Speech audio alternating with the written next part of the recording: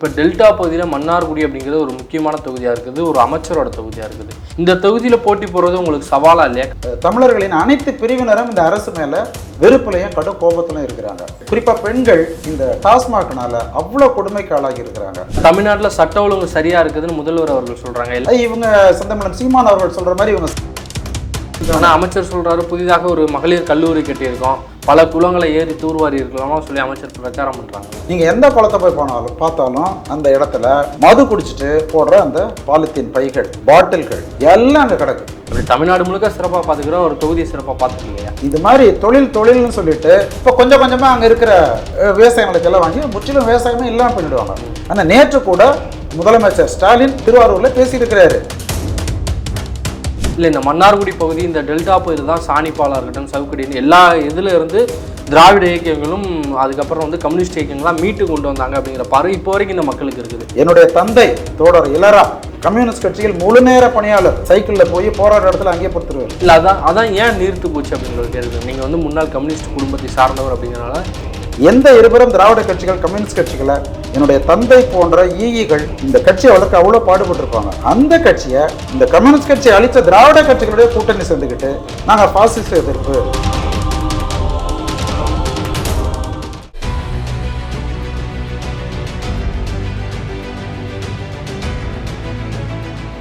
சாட்டை நேயர்களுக்கு வணக்கம்.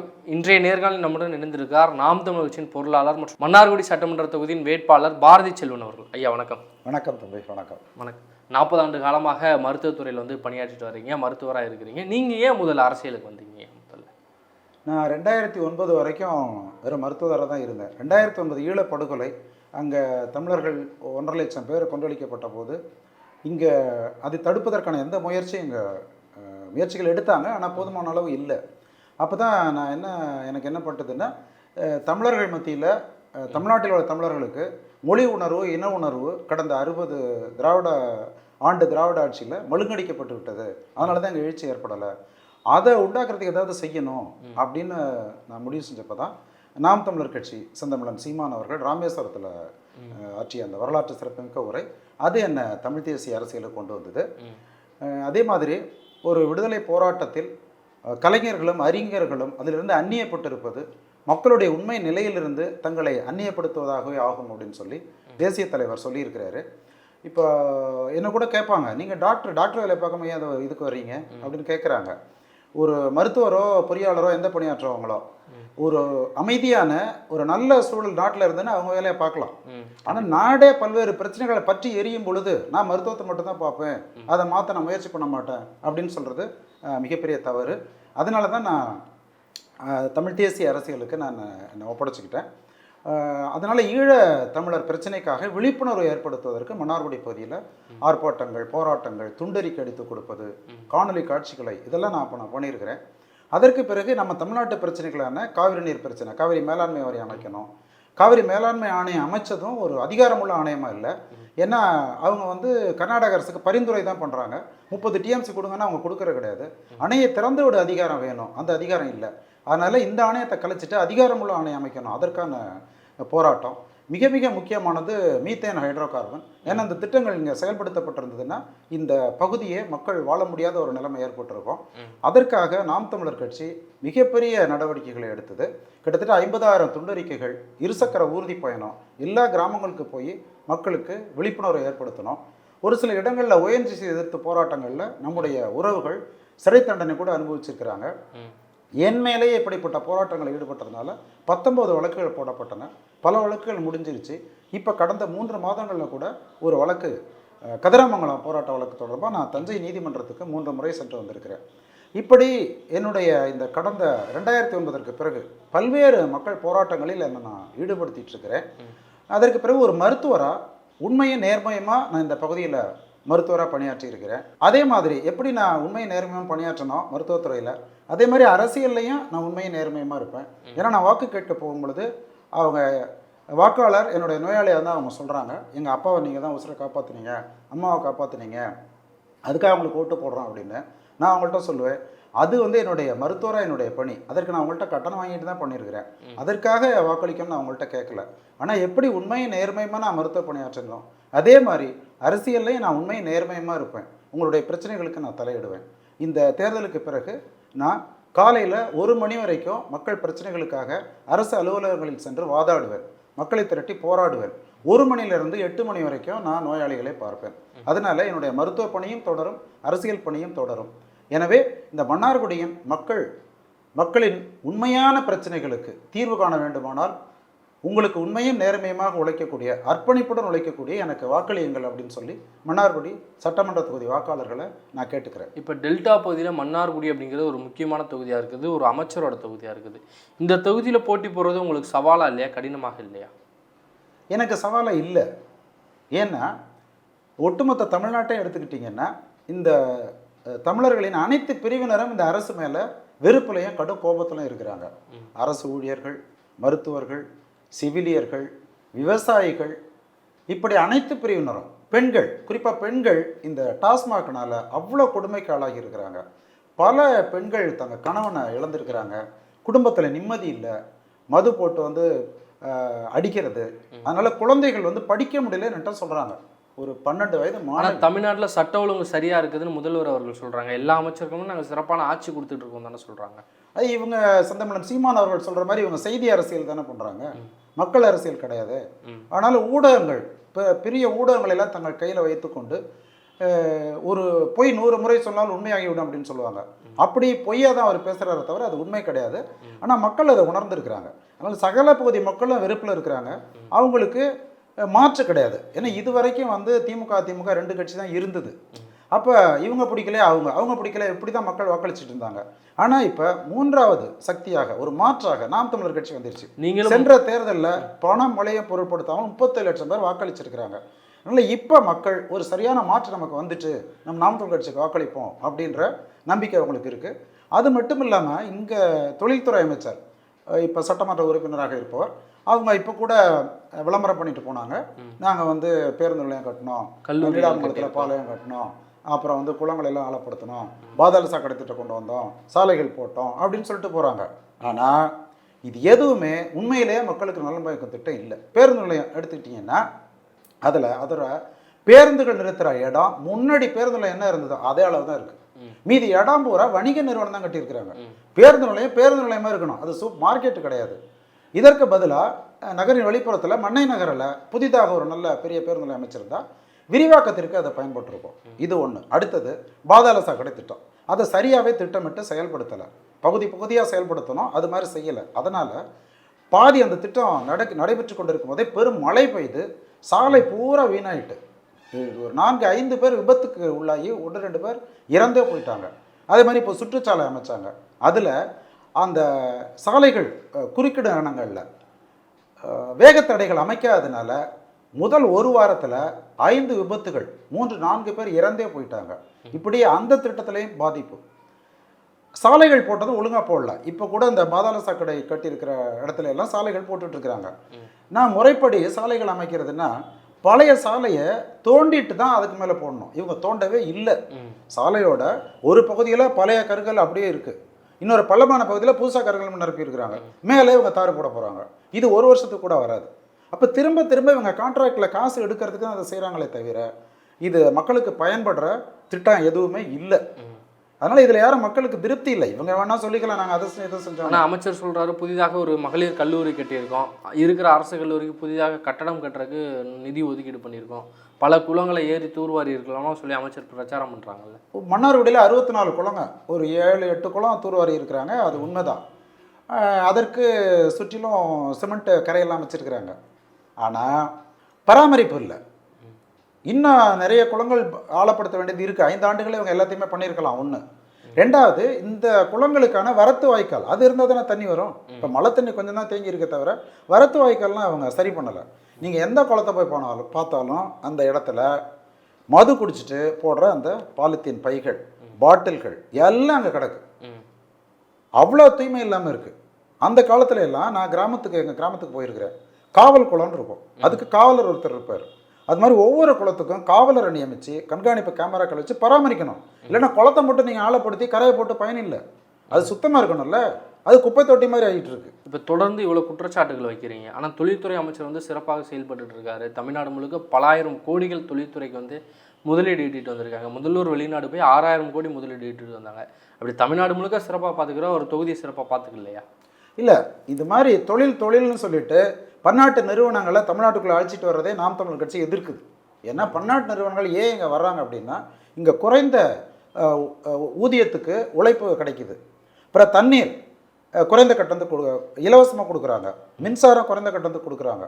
ஒரு நாள் மின்வெட்டுனா அதுக்கு நஷ்ட ஈடு அரசாங்கம் கொடுக்குது. இதற்காக தான் பன்னாட்டு நிறுவனங்கள் வருது. ஏன்னா மறை நீர் அப்படின்னு சொல்லுவாங்க. ஒரு ஹுண்டாய் கார் தயாரிக்கிறதுக்கு கிட்டத்தட்ட 5 கோடி லிட்டர் தண்ணீர் தேவைப்படுது. அப்போ அவங்க நாட்டு தண்ணீர், நிலத்தடி நீரை அடுத்த தலைமுறைக்கு மிச்சம் பண்ணுறதுக்காக நம்ம நாட்டுக்கு வந்து தண்ணியாக கொள்ளையடிக்க வர்றாங்க. அதனால் இவங்களுடைய தொழில் வளர்ச்சி என்கிற கொள்கையை நாம் தமிழர் கட்சி மாறுபடுது. எங்களுடைய கொள்கை தற்சார்பு பொருளாதார கொள்கை. வேளாண்மை பாதிக்காத, சுற்றுச்சூழலை பாதிக்காத, இங்கு விளைகின்ற பொருட்களை மதிப்பு கூட்டி அதை விலைக்கு விற்கிற தொழிற்சாலைகளை தொடங்குவோம். அதன் மூலம் வேலைவாய்ப்பு உண்டாகும். ஏன்னா அடிப்படையே அவங்களுடைய தொழிற்கொள்கை நம்மளுடைய தொழிற்கொள்கைக்கு வேறுபாடு இருக்குது. இப்போ மன்னார்குடியில் ஆலங்கோட்டை அப்படின்ற இடத்துல ஒரு தொழிற் பூங்கா, ஜவுளி பூங்கா கொண்டு வரோம், சிப்காட் அமைக்க போகிறோன்றாங்க. முதல்ல வந்து ஜவுளி வருது. ஜவுளின்னா திருப்பூரில் தான் ஜவுளி இருக்குது. நிட்டட் கார்மெண்ட்ஸ் தயாரிக்கிறது. இப்போ நிட்டட் கார்மெண்ட்ஸ்னால் அங்கே சாயப்பட்டறை வரும், ப்ளீச்சிங் வரும். இப்போ திருப்பூர் எப்படி இருக்குன்னு உங்களுக்கு தெரியும். நொய்யலாறு முற்றிலும் பாலா போயிட்டு கிட்டத்தட்ட 80,000 ஏக்கர் விவசாயம் அங்கே பாதிக்கப்பட்டிருக்கு. இப்போ அதே மாதிரி மன்னாருடைய பாமனையாரம் பாதிக்கப்படும் அப்படின்னு நான் ஒரு காணொலி போட்டேன். அதுக்கப்புறம் அமைச்சருக்கு பதில் சொன்னார். அவர் என்ன சொல்கிறாரு, இங்கே சாயப்பட்டெல்லாம் கிடையாது, தயாரித்த துணியை கொண்டு வந்து வெட்டி சட்டையை ஆக்குறதான்னு சொல்கிறார். அப்புறம் இவ்வளோ தூரம் கொண்டு வருவாங்களா, அதுக்கு செலவாகுமே அப்படின்றது எங்களுக்கு ஒரு ஐயம் இருக்குது. தகவல் உரிமை சட்டத்தில் நாங்கள் கேட்டிருக்கிறோம். சரி, இதை விட்டுருங்க. மற்ற தொழில்கள், எந்த தொழிலுமே கழிவு நீரை வெளியேற்றும். அப்போ ஒரு வேளாண்மை பாதுகாக்கப்பட்ட வேளாண் மண்டலத்தில் கழிவுநீர் வெளியேறுனா அங்கே வேளாண்மை என்ன ஆகும்? இப்போ கொஞ்சம் கொஞ்சமாக அங்கே இருக்கிற விவசாயங்களுக்கு எல்லாம் வாங்கி முற்றிலும் விவசாயமே இல்லாமல் பண்ணிவிடுவாங்க. ஆனால் நேற்று கூட முதலமைச்சர் ஸ்டாலின் திருவாரூரில் பேசியிருக்கிறாரு, இந்த காவிரி டெல்டாவின் கட்டமைப்பை நாங்கள் மாற்றப் போகிறோன்றாரு. நானும் டெல்டா, எங்களுக்கு மிகப்பெரிய அதிர்ச்சியாக இருக்குது. கட்டமைப்பை என்ன மாற்ற போகிறீங்க? இப்போ இருக்கிற கட்டமைப்பு வேளாண்மை கட்டமைப்பு மாறுதுன்னா இப்போ நீங்கள் தொழில் கொண்டு வர போகிறீங்கன்னு அர்த்தம். பன்னாட்டு முதலாளிகளின் வேட்டைக்காடாக இந்த திருவாரூர் மாவட்டத்தையும் மன்னார்குடி தொகுதியும் ஆக்க போகிறீங்க. உங்களுடைய நோக்கம் என்னன்னா, இங்கே வேளாண்மை செய்யறதுனால தான் இவங்க காவிரி நீரை கேட்குறாங்க. வேளாண்மை செய்யறதுனால தான் இவங்க இங்கே உள்ள பூமிக்கு அடியில் உள்ள 6 லட்சம் கோடி மதிப்புள்ள நிலக்கரியை எடுக்க முடியல, ஹைட்ரோ கார்பன் எடுக்க முடியல, போராடுறாங்க. அப்போ வேளாண்மையை பண்ண முடியாமல் பண்ணிட்டா, வேளாண்மைக்கு காவிரியில் தண்ணி வராமல் பண்ணிடுறது. இப்படி செஞ்சால் தானாகவே இந்த வேளாண்மை விட்டு போயிடுவாங்க.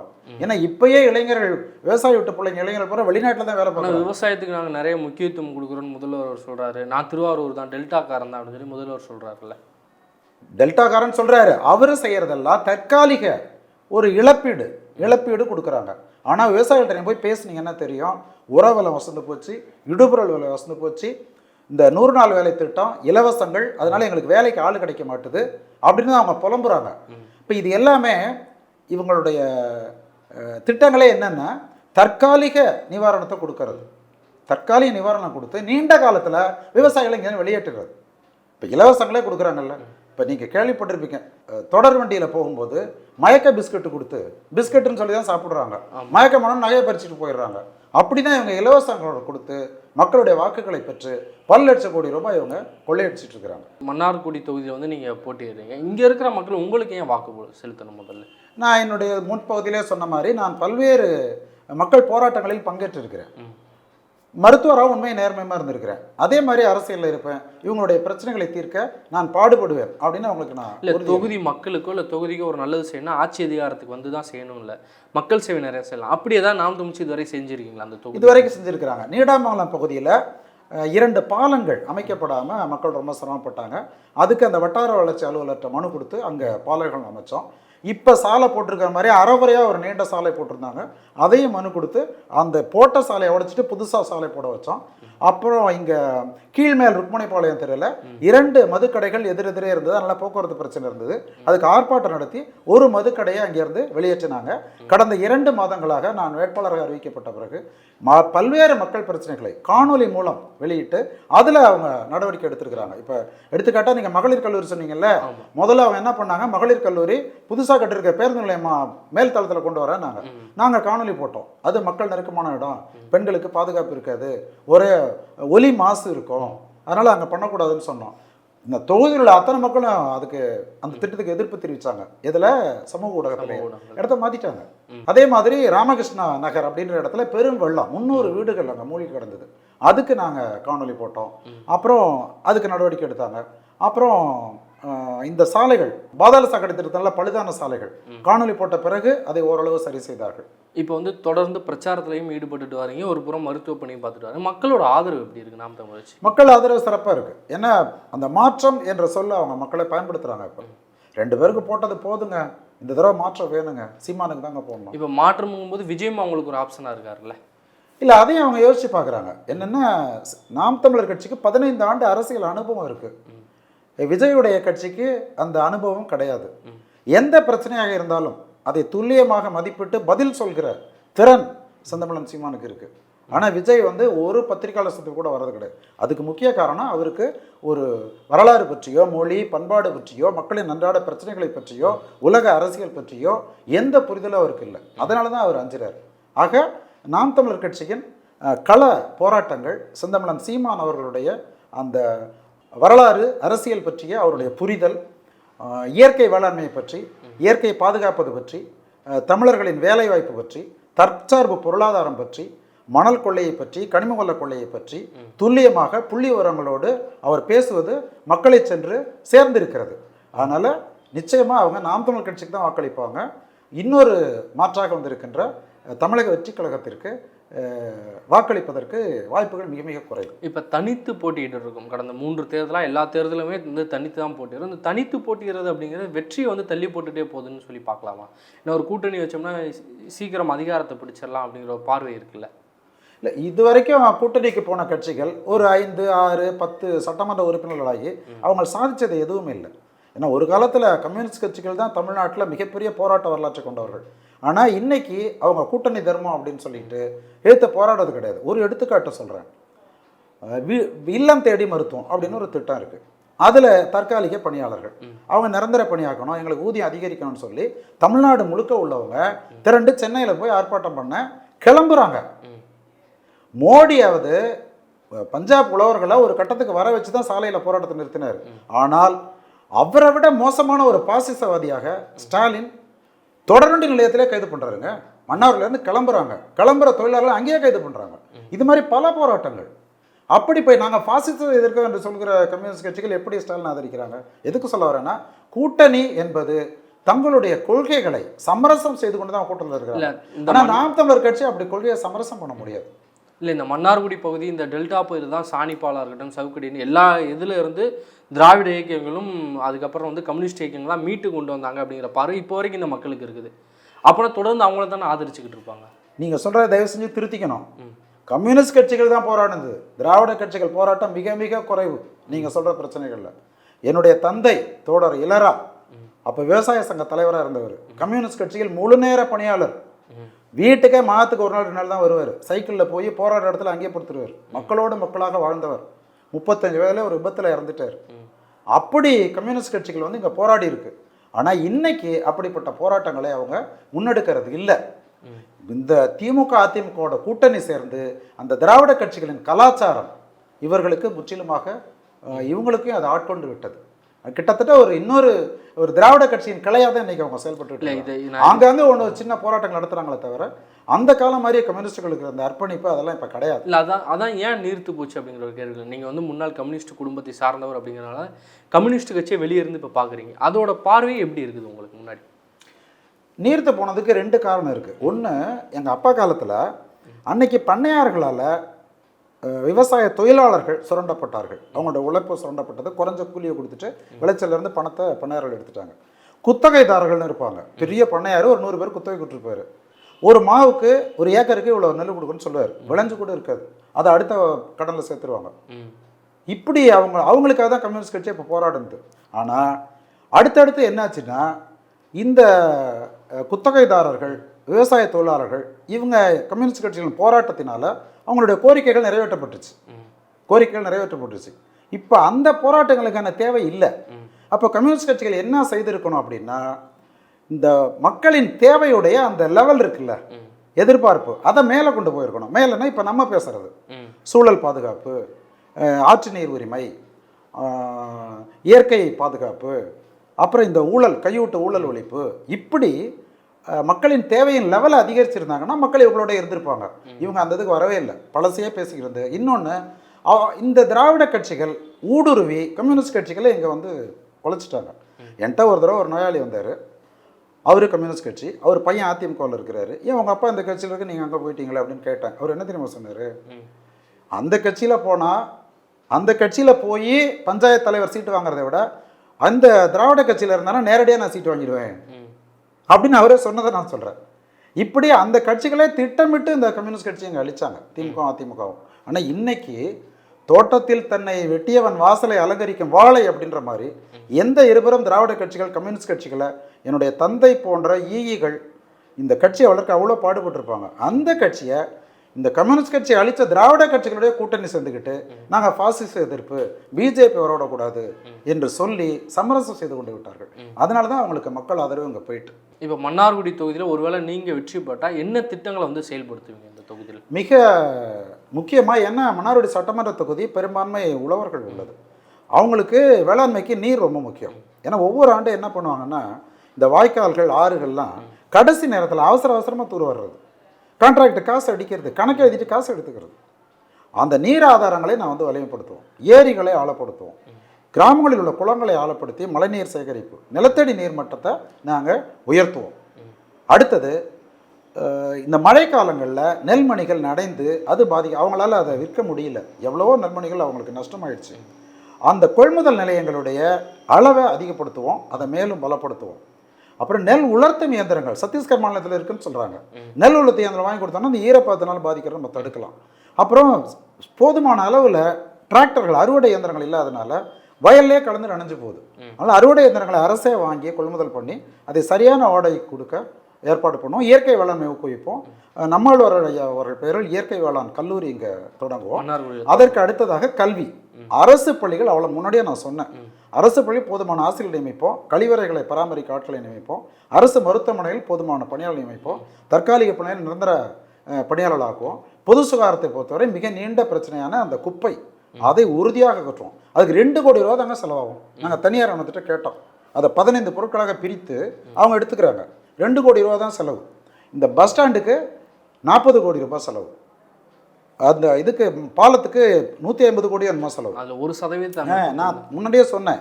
அதாவது பல்வேறு பிரச்சனை ஒருத்தருக்கு இருக்கலாம், எதுக்கு முன்னுரிமை கொடுக்கணும்னு பார்க்கணும்ல. இவங்க முன்னுரிமை கொடுக்கறது பூரா எதில் கமிஷன் எடுக்கலாம். எல்லாம் கட்டடம், நீங்கள் பாருங்களேன், எல்லாம் கட்டடம். நீங்கள் பொது சுகாதாரத்துக்கு முன்னுரிமை கொடுக்கணுமா, பேருந்து நிலையத்துக்கு முன்னுரிமை கொடுக்கணுமா? நாங்கள் அது மாதிரி செய்ய மாட்டோம். நாங்கள் அடிப்படை தேவையான கல்வி, மருத்துவமனை, பொது சுகாதாரம், பொது கழிப்பிடங்கள், போக்குவரத்து நெரிசல் கடுமையாக இருக்குது, அதை சரி செய்வதற்கு அந்த 4 சக்கர வாகனங்கள், 2 சக்கர போகிறத வந்து நாங்கள் அதற்கான வழிமுறைகளை ஏற்படுத்துவோம். இப்போ எடுத்துக்காட்டால் முக்கிய சாலையில் 4 சக்கர வாகனம் தான் முக்கிய பிரச்சனை. அதுக்கு தனியார் இடங்களில் தனியார் நாங்கள் பேசி பல அடுக்கு 4 சக்கர வாகனம் நிறுத்த முடியும். அங்கே நிறுத்திட்டு நடந்து தான் போகணும்.